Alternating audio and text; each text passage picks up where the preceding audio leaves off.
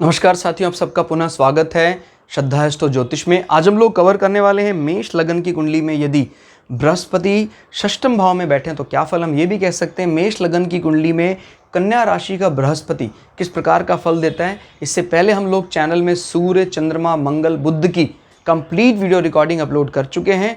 कोई भी व्यक्ति भृगु सरल पद्धति को आधार बनाकर ज्योतिष को सीखना चाहता है, हमारे चैनल को सब्सक्राइब कर सकता है। हम जल्दी ही 9 के 9 ग्रहों का 12 अलग अलग लग्न की अलग अलग राशियों फल को अपलोड करने वाले हैं। सारा अपलोडेशन टाइमली पाने के लिए आप बेल आइकन दबाएं ताकि आपको सारा अपलोडेशन टाइमली मिल सके। मेरा नाम है सनत कुमार वाजपेयी। 15 साल का अनुभव मुझे साइंस एंड एस्ट्रोलॉजी में। हमारे बारे में और अधिक जानकारी के लिए सिंपली गूगल करें सनत वाजपेयी, लिखें, आपको हमारे बारे में कंप्लीट इन्फॉर्मेशन, हमारे चैनल का बैकग्राउंड, मेरी एजुकेशन क्वालिफिकेशन, हमारी कॉन्टैक्ट डिटेल्स मिल जाएंगी।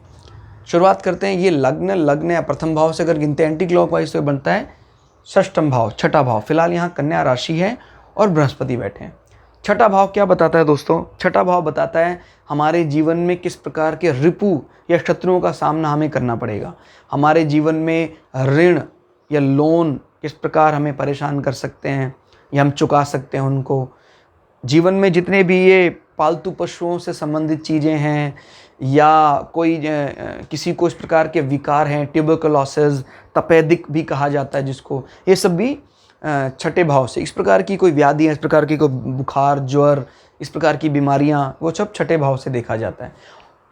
छठे भाव का पॉजिटिवली इम्पैक्ट एक प्रकार का औषधीय ज्ञान बताता है और छठे भाव की मजबूत स्थिति आपका जो काम को फिनिशिंग टच देने का तरीका बड़ा अच्छा है। यानी जो कंपटीशन में जीत है वो छठे भाव की मजबूत स्थिति में पता लगती है। फिलहाल यहाँ पर कन्या राशि जो बड़ी सधी हुई राशि है, बड़ी समझदार राशि है कन्या राशि। बुध का इंटेलिजेंट फेज कहा जाता है कन्या राशि। हालांकि 6, 8, 12 जैसे राशियों में मैलेफिक प्लैनेट या क्रूर ग्रह ज़्यादा अच्छा फल देते हैं।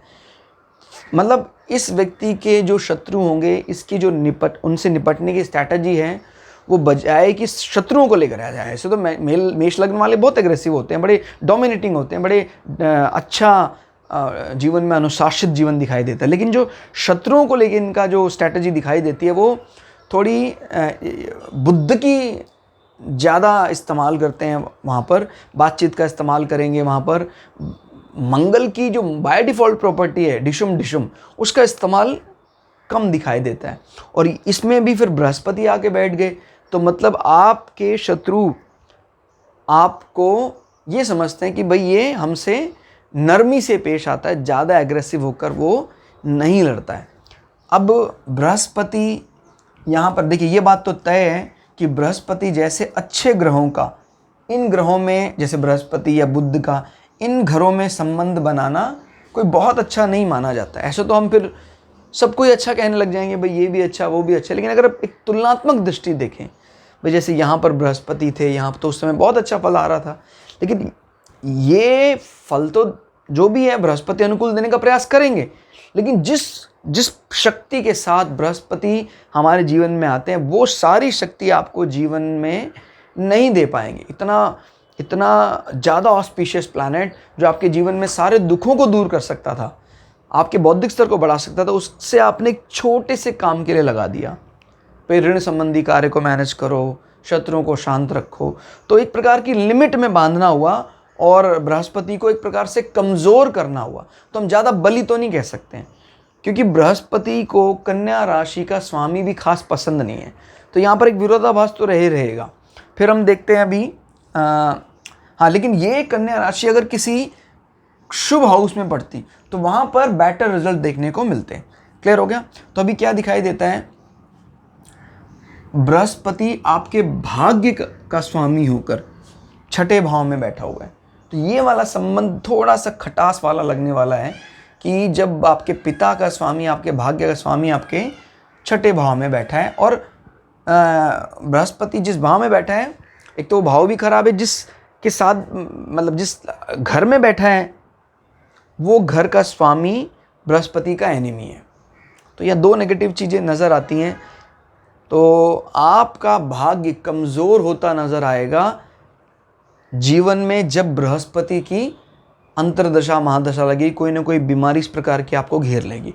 और क्योंकि बृहस्पति लीवर को भी रिप्रेजेंट करता है और चर्बी को भी रिप्रेजेंट करता है, किडनी। तो कहीं ना कहीं किडनी में कुछ इस प्रकार के स्टोन बन सकते हैं, या आपको इस हिस्से में कहीं ना कहीं आपके कमर के हिस्से में कहीं ना कहीं जो फैट बढ़ने के कारण कुछ बीमारियां हो सकती हैं। क्लियर हो गया। और किडनी संबंधी विकारों को भी रिप्रेजेंट करता है। तो अपने से कितना बैठा वो देखते हैं जरा।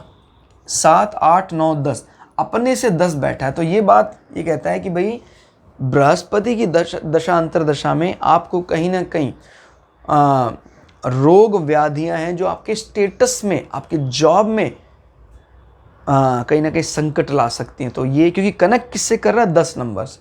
क्लियर हो गया। तो ऐसी कंडीशन में आपको बीमारी हो सकती है और बीमारी के कारण आपको जॉब से छुट्टी लेनी पड़ सकती है, जॉब से डिमोशन भी लेना पड़ सकता है। तो ये भी एक गलत इशारा कर रहे हैं, ज़्यादा अच्छी कॉम्बिनेशन नहीं बन रहा है यहाँ पर। और हम बात करते हैं फिर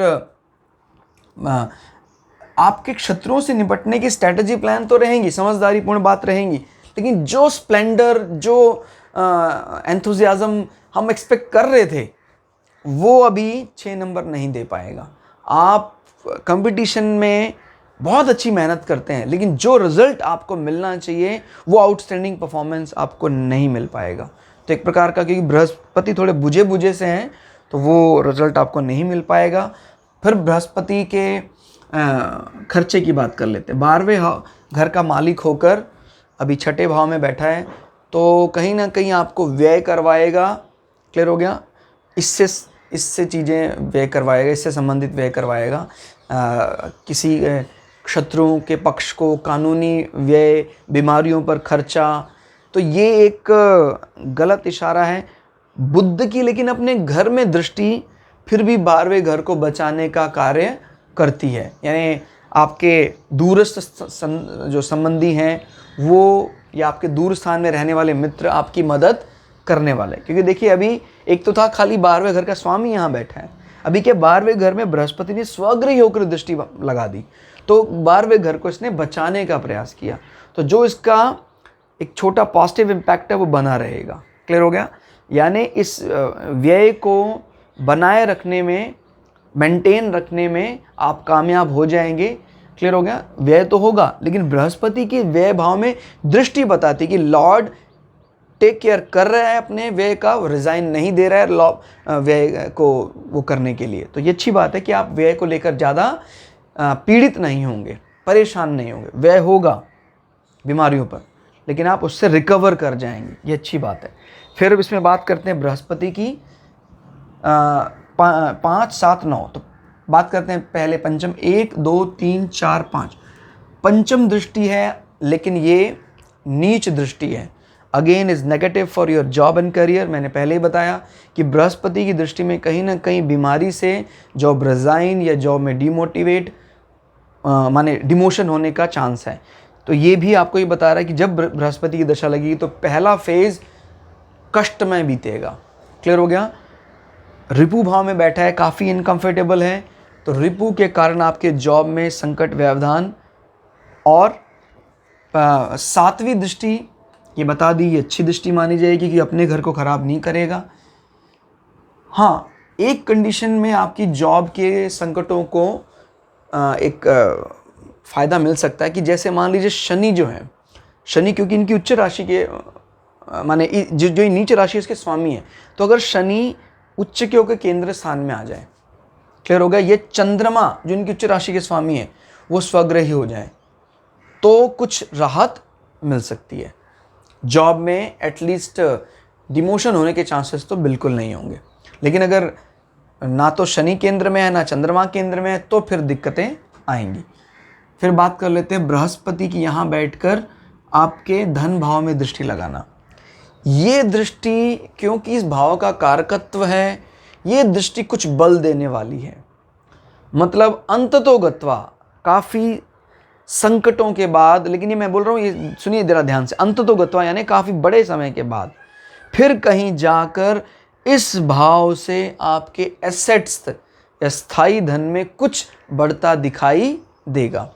कहेगा हाँ भाई लोन वगैरह अब जाके हटे और कुछ फ़ायदा भी नज़र आ रहा है। तो अंततोगत्वा बृहस्पति ने धन भाव में दृष्टि डालकर इसको पॉजिटिव करने का प्रयास किया। तो बृहस्पति की ये नवम दृष्टि कुछ हेल्थी सा माहौल बना रही है।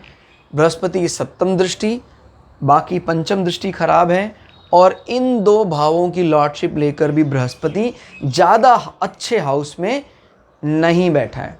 तो कुल मिला के रिजल्ट कमज़ोर हैं।